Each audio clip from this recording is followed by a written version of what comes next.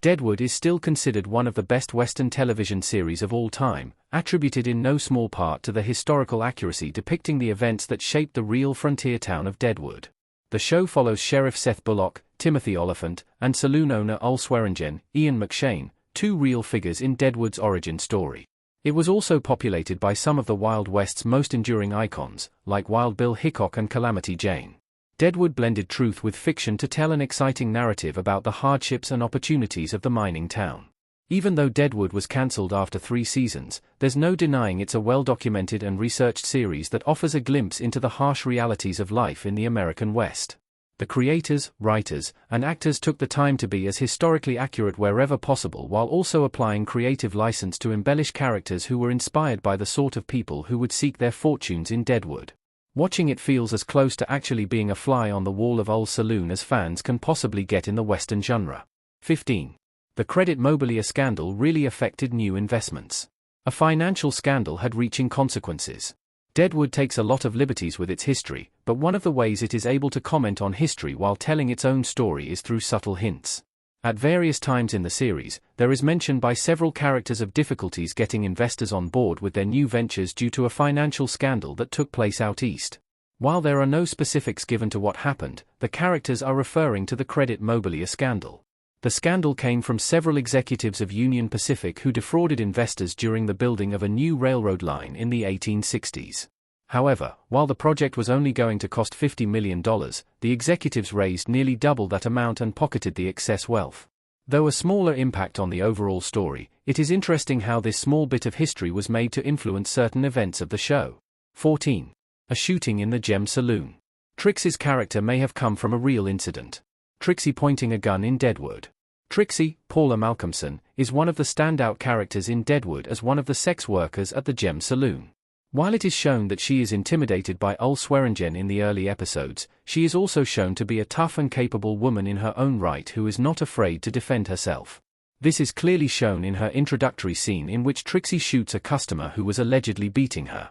As it turns out, this is likely a story the show took from the real history of Deadwood and may have helped to create the character of Trixie.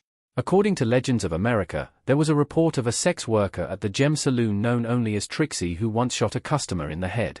As is depicted in the show, the man did not immediately die from the wound. 13. Bullock's public hanging. Bullock's insistence on seeing justice done was a real event. Timothy Olyphant as Seth Bullock as he aims his revolver with a bloody hand in 2019's Deadwood, the movie.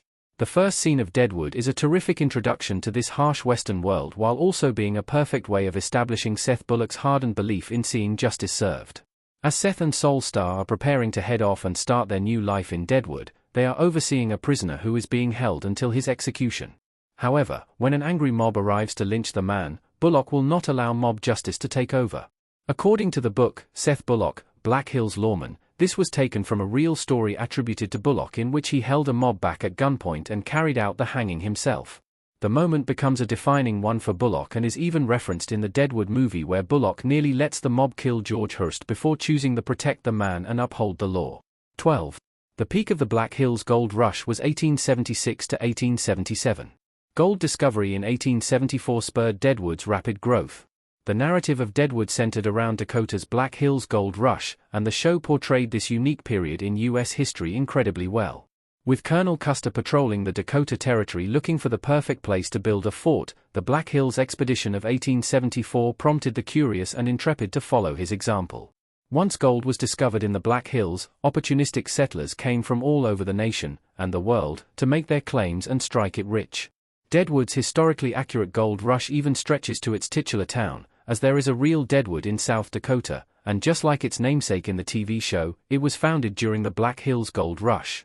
The town of Deadwood grew out of this unexpected boom, beginning as a collection of shanties until Ol Swearingen established his Gem Theater in 1876, and a merchant class emerged selling tools and mercantile to prospectors hoping to make their fortunes and settle in the town while land was still inexpensive. 11. Wild Bill Hickok was shot and killed by Jack McCall while playing poker. Wild Bill Hickok was killed in 1876. Keith Carradine played Wild Bill Hickok in Deadwood, and his portrayal was one of the most accurate real-life characters on the show.